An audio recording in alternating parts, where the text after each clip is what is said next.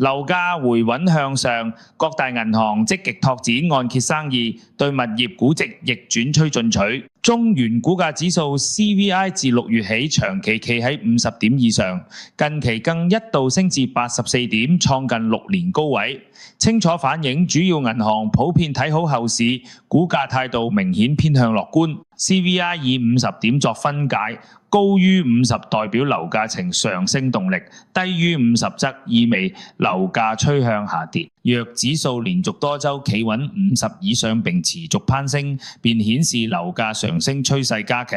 反之，若長期處於50以下且不斷回落，則說明樓價下跌趨勢加劇。今年4至5月樓市仍然處於低迷階段啦。當時CVI曾經跌至不足40點，低見36.19點，反映市場係信心不足。CVI 舊年更加係曾經低見6.34點嘅。同期中原城市領先指數 CCL 亦都喺低位徘徊，觸及今年低點134.89點。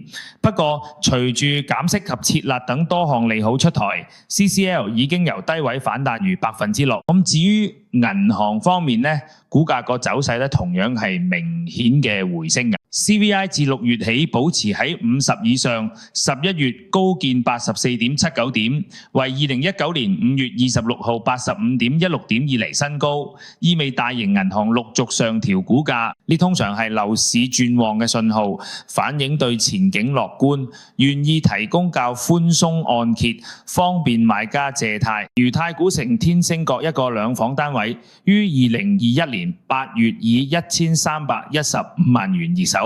今年3月嘅中原估算價為765萬元，最新回升到828萬元。估值回升同時帶嚟資產效應，部分業主會把加按所得資金用於消費、投資或做企業周轉，增加市場資金流動性，從而對經濟形成支持啦。對於依賴物業做抵押嘅中小企而言更容易係取得融資，有助穩定營運。咁整體而言物業估值上升不單刺激樓市氣氛，亦都能夠透過提升信貸能力同資金流動為經濟帶嚟正面推動嘅。